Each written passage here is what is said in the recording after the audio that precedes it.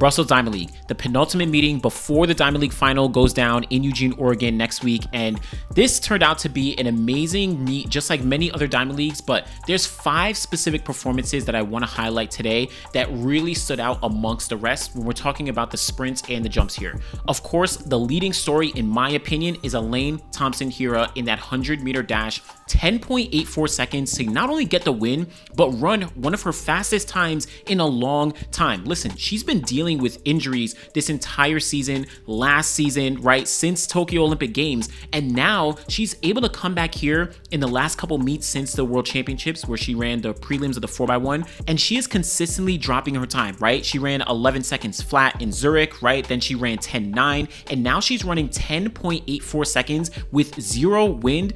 Listen, at this point, Elaine Thompson-Herah is really defying the odds of what is possible when we're talking about an elite level sprinter. We really have to look at her as in the conversation for the gold medal when we're talking about the Paris Olympic Games next year. And I don't know what the curse is, I don't know what it is, but Elaine Thompson-Herah just never seems to be ready for the World Championships, but when it comes to the Olympics years, she is always on it. And at this point, between Elaine Thompson-Herah, Shericka Jackson, Shakira Richardson, Shelly-Ann Fraser-Price, Julian Alfred, Marie-José Talu, right? This is going to be a stacked field. And Elaine Thompson-Herah could win the gold medal. This was run with 0.0 wind, and in theory, let's say you give her, what, a +1, +1.5, she's basically running 10.79 or better, right? So Elaine Thompson-Herah, I really thought that this was the performance of the meet despite all the things that went down in Brussels.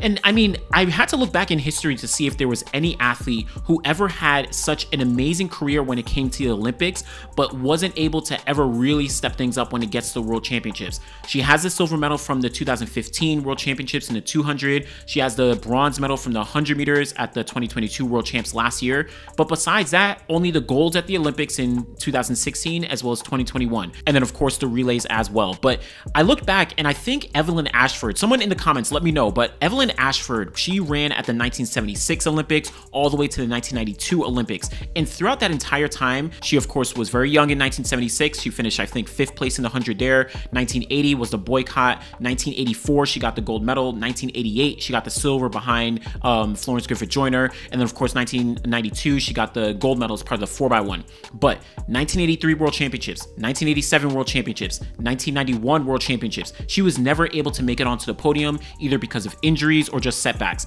I think that's the only comparable person I could think of relative to what Elaine Thompson-Herah has been doing throughout her entire career. The difference, Thompson-Herah, of course, is the double Olympic champion in the 100 and the 200 when we're talking about the game. So I don't know. At this point, she is insane at this point. I love watching Elaine Thompson-Herah run. In my opinion, considering her form, her execution, right, her ability to glide down the track, I think she is probably one of the best technical sprinters that we've seen in a long time. You're talking about others like Carmelita Jeter, right? There's a lot of other women in recent times, but Elaine Thompson-Herah is really kind of the model when we're talking about technical sprinting.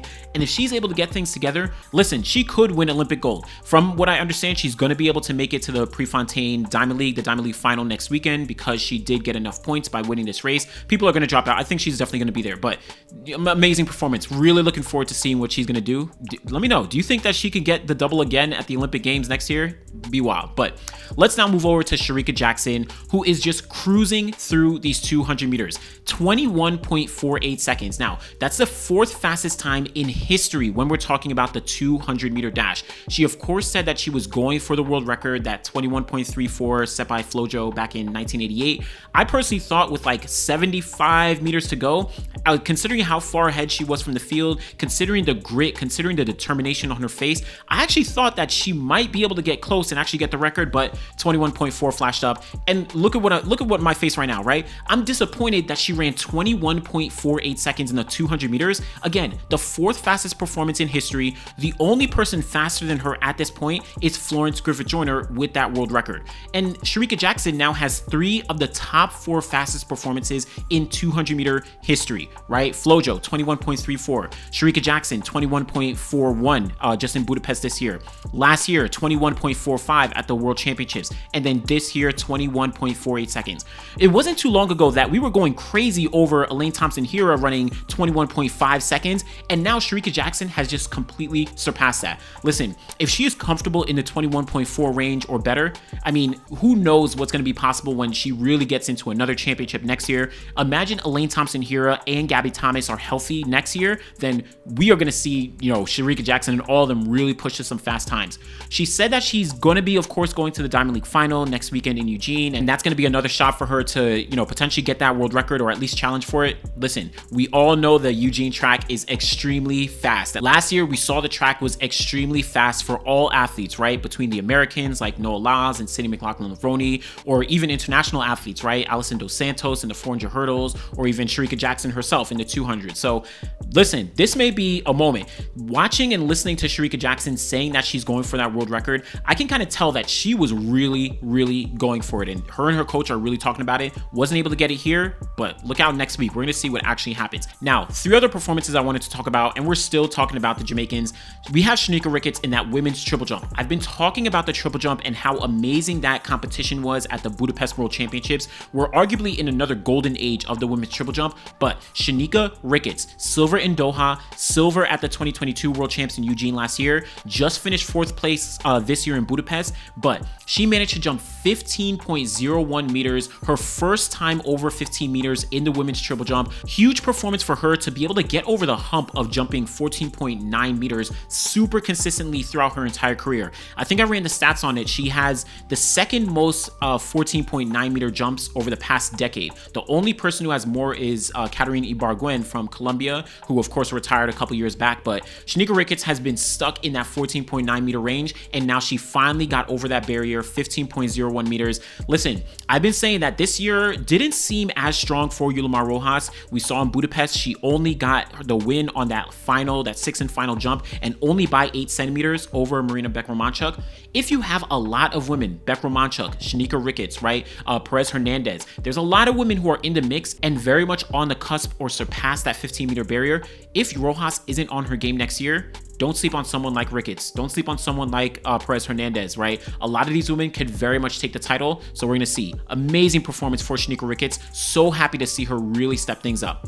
Now, last 2 performances, Femke Bol, 52.11 seconds in the women's 400-meter hurdles. This was a clinic for her. The first half of her race, might have seemed like she was still with the pack, but once we got to about 150, 120 to go, she ran away from the field. Now, 52.11 seconds, it's not even one of the fastest times this year, right? Femke Bol has already run faster twice this year, but what's significant about it is it's the 11th best performance in the history of the 400-meter hurdles. Well, all the top 10 performances ahead of it were all set within the last 3 years, since 2021, 2022, as well as 2023 this year. Let's not even forget 2019 when Dalilah Muhammad was breaking the world record on 2 occasions at USA's and the World Championships, and her best was 52.16 seconds. I mean, the way that the women as well as the men have been able to push this event forward in such a short time frame is really unprecedented when we're talking about, progress in an event.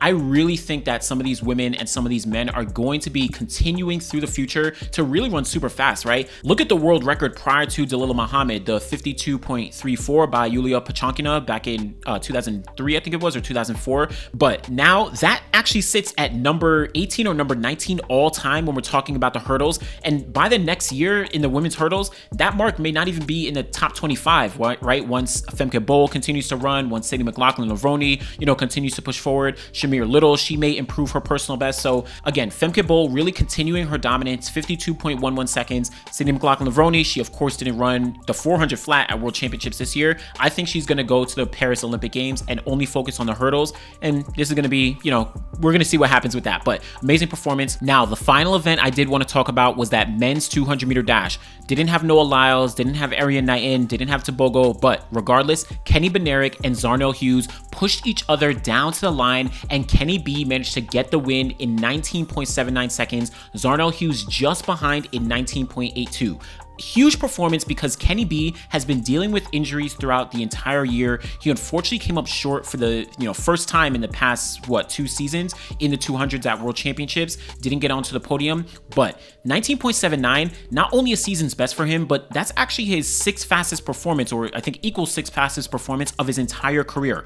Don't forget, his personal best is only quote unquote only 19.68 seconds from the Tokyo Olympic Games. So for him to run 19.7s, that shows that if he's healthy, he is always going to be in the mix. It's just, unfortunately, he didn't, have that base, or he didn't have that proper training leading into both USAs as well as World Championships because of injury. Don't sleep on what he's going to be able to do next year. Kenny B is always going to be there. And then Zarnell Hughes, 19.82 seconds for him. I mean, he just really had a breakout season this year in 2023 between the 100, getting bronze at the World Championships, setting the British record in the 200 as well, of course in the 100 meters as well early in the season. So Zarnell Hughes, 19.82, very strong performance for him.